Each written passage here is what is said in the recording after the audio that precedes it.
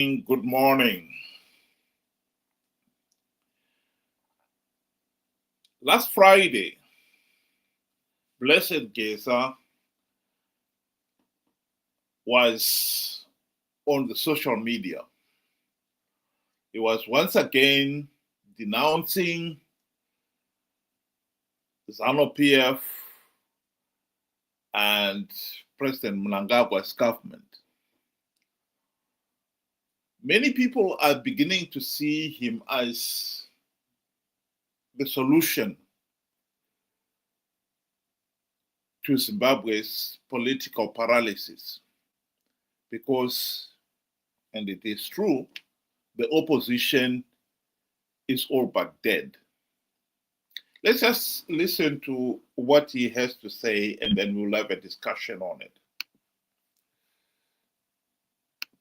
I speak to government. Somebody from vascular dementia, his mind no longer in his own hands. And his medical condition is deteriorating very fast. He is planning to tear our constitution apart, scheming to extend his rule to 2030. He has been working with his surrogates, who include Daniel Garrett, Ziambe, Virginia Mabiza, Wikino Chivayo, and others to illegally make himself a life president. The 2030 noise is even growing to 2035. Not for service, not for the people, but for more years of looting. Last time, I implored Vice President Chiwenga and other generals to take action. We are responsible for bringing Emerson into power. It's our responsibility to take him out. We are part of the problem and we should be part of the solution. Ben, what do you say to that one? He is admitting he is part of the problem, but also stating that he's part of the solution. Good day to you and good day to all our viewers. Thank you for joining us. You know, it's really a no-brainer for me. There is no part of a solution. He is part of the problem. And in all his, speeches that he has come up, he has never spoken about democracy. He is standing to his guns to say, this is the person that we want. Them. And it's not about any other Zimbabwean out there. We don't have a choice. Take this. So he is shoving Chiwenga down our throats. Where is the solution there?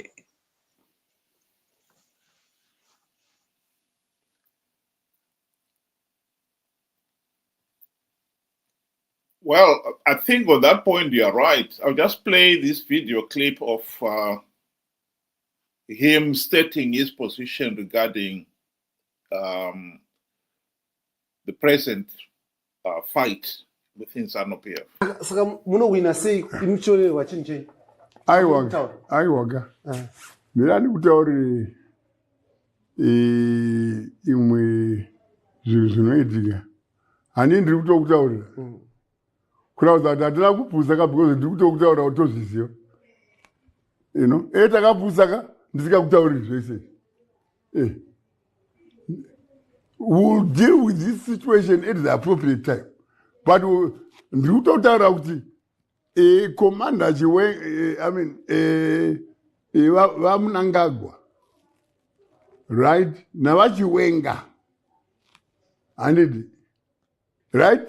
Ngava dissolve political bureau. Tikwane isu, varidwe chungu. Ngava dissolve cabinet. Zinana kazembe, vana soda, how do you vane kupaniwa? Vane kamba muda, vanani? Why do you hate your comrades? Kune general, kune retired CIO vakawanda, kune retired commissioners of police and other senior officers vakawanda havadiwe.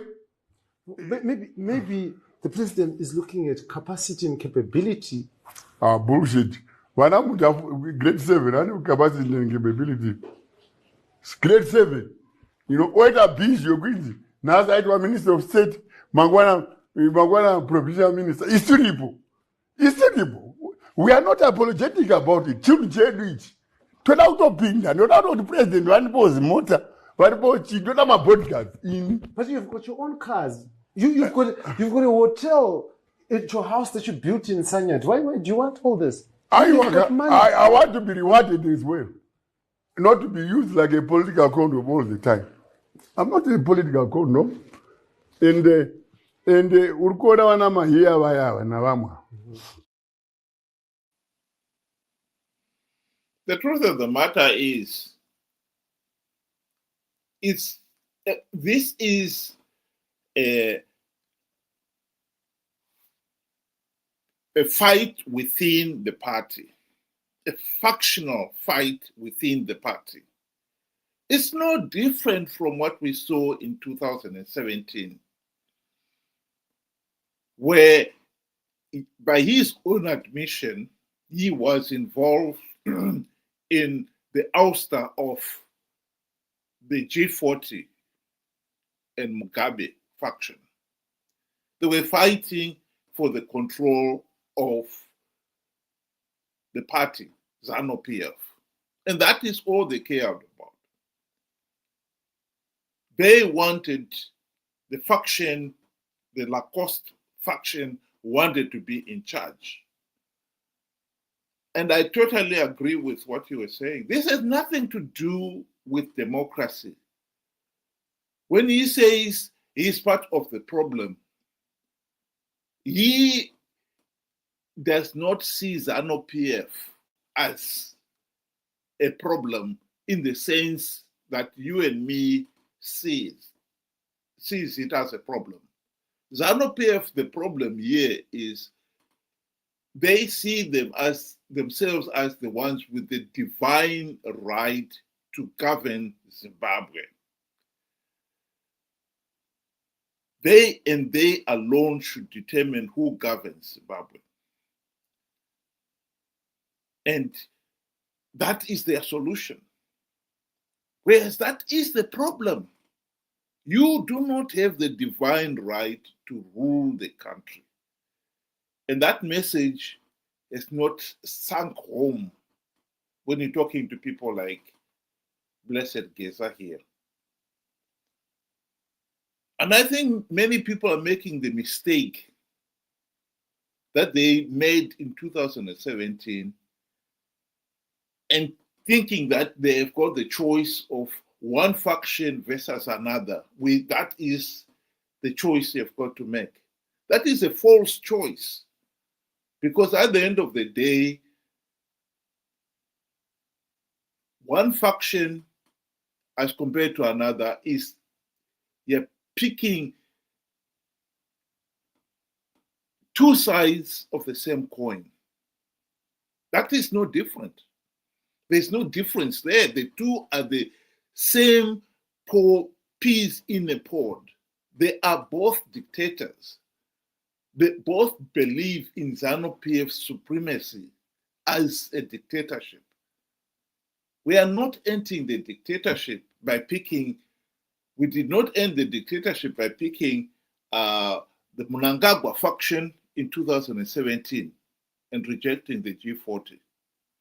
We didn't end the dictatorship. We just picked one dictator to replace another. And I think that is at the heart of the problem here. And that is the reason why we are in this mess. A lot of Zimbabweans are actually painting a picture of Chiwenga as a saint. You know, a lot of people I hear, they say he is better than Mnangagwa. And my question is how? How did you come to that conclusion? And you are right when you are saying this is just a repeat of the 2017 coup, where Zimbabweans were out there singing and dancing. Mdara wacho achauya. Mdara wacho achauya. Here we are, and for sure he came. Here we are. We don't want to see him anymore because he turned out to be worse. It is a ZANU PF thing, and I agree with you again. It is a ZANU PF thing where they are fighting, to see who, you know, rules the roost at at this moment in time. There is nothing for us to be benefiting from either whoever, Mnangagwa or Chiwenga. They have the same ZANU PF mentality. Pasina ningi, pasina ningi. If you don't want to listen, we will crush you. Chiwenga has done that. This is a guy that fired all the nurses for wanting a fair wage. And how can that be a saint? Zimbabweans out there need to learn that we are making the same mistake over and over again. And whoever is, looking at us surely must be thinking there is something wrong with us somewhere if we cannot seem to learn from our mistakes. Something has to give at some point. And I hope that we come to the realization that there's no there's no light at the end of the tunnel if we follow this path. There is none at all.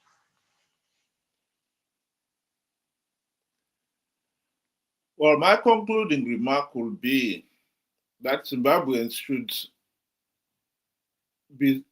stop being so short-sighted and looking at the here and now. And the here and now for some people is making sure that Mnangagwa does not win the 2028 elections or postpone the 2028 elections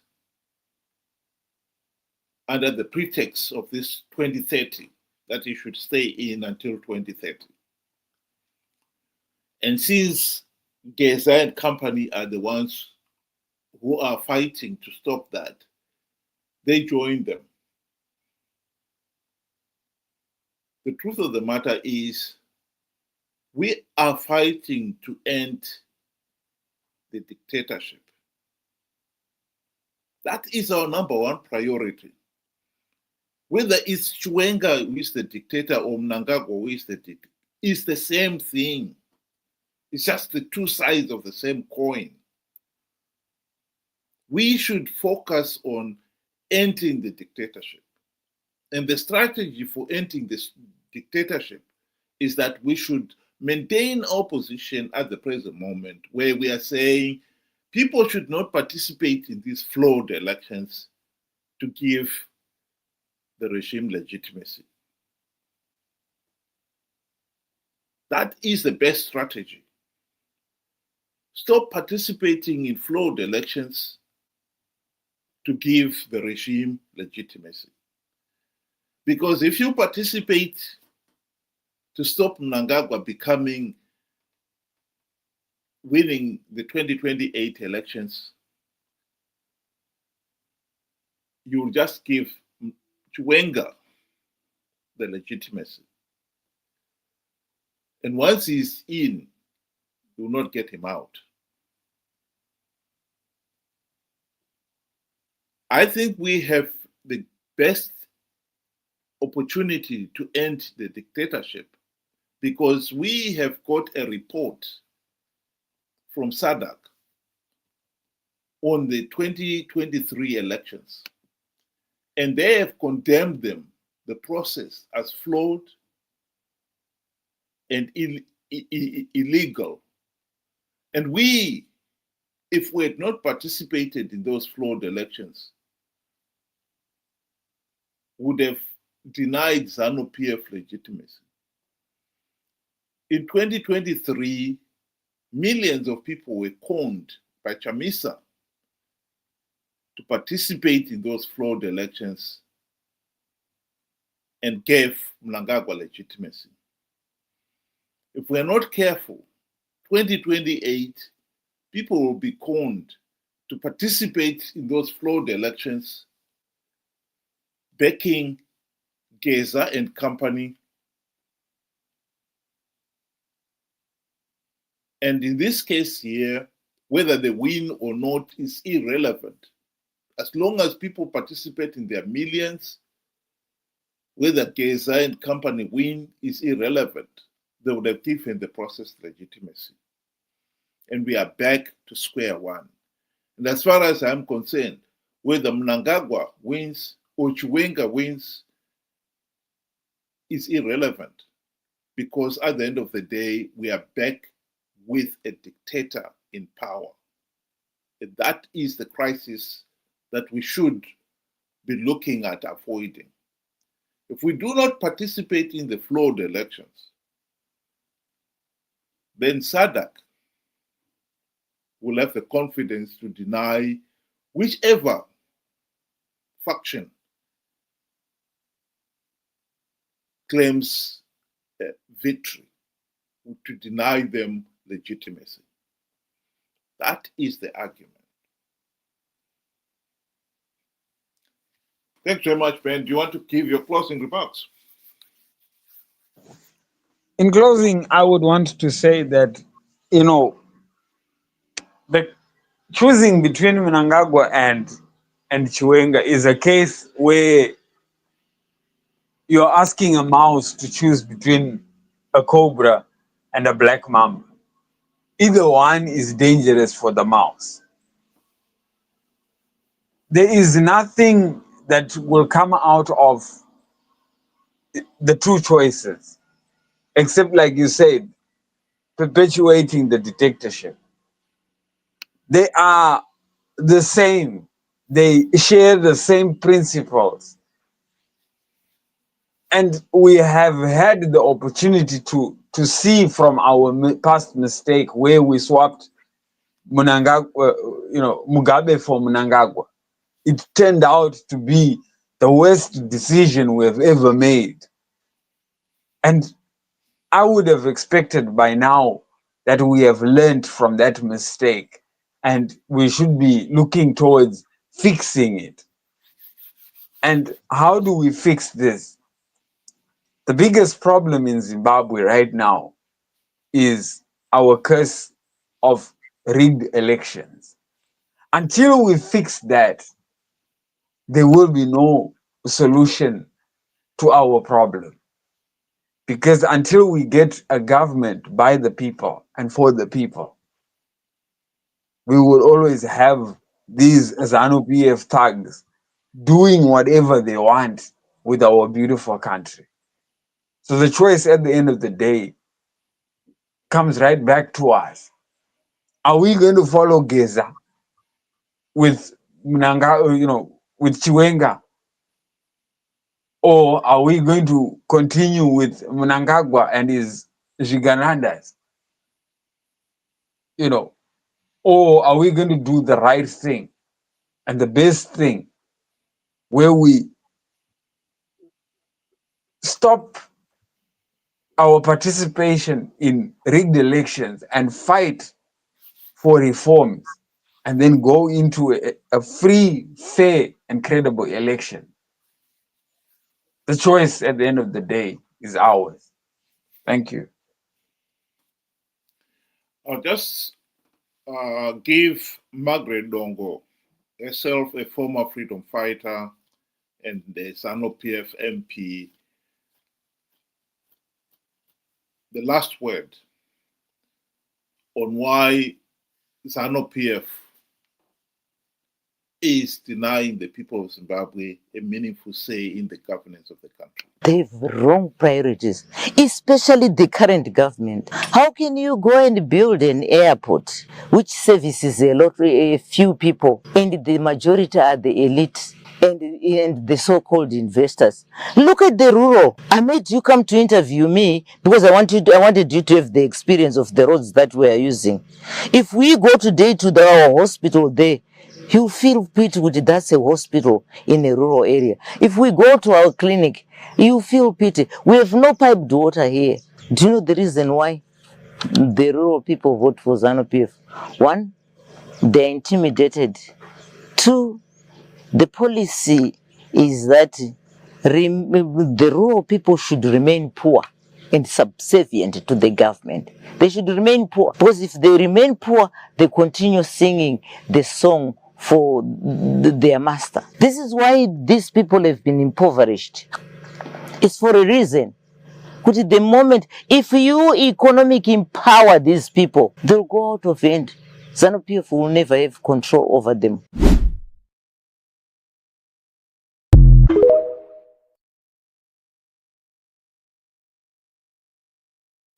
She is absolutely right. We heard in another video clip there, Blessed Geza himself saying he wants to be given a big car, bodyguards. That is what he's fighting for. He is not fighting for the ordinary people to have a meaningful say in the governance of the country. He, like everybody else in ZANU-PF, believe they have the divine right to rule. They're just fighting among themselves as to who must rule. And it is very foolish for anyone to take sides, particularly when you are not part of that ruling elite. And I agree with what Ben was saying there. If you're a mouse, you'd be very foolish to think that you're being given a choice between a cobra and a black mamba. Because either one will look at you as dinner. Why should you support one side or the other? After 45 years of rigged elections, ZANU-PF rigging elections and staying in power against the democratic wishes of the people of Zimbabwe. For one faction to be saying they are part of the solution. Solution to what? To the ZANU-PF dictatorship. Because that's what they want to perpetuate. And that's what they really care about. That is not what the people want. Let's be very clear on that. What people want is a meaningful say in the governance of the country, a democracy. We are being given a choice here between fighting for democracy or perpetuating the dictatorship. And we should choose wisely. Thank you very much. Have a good evening.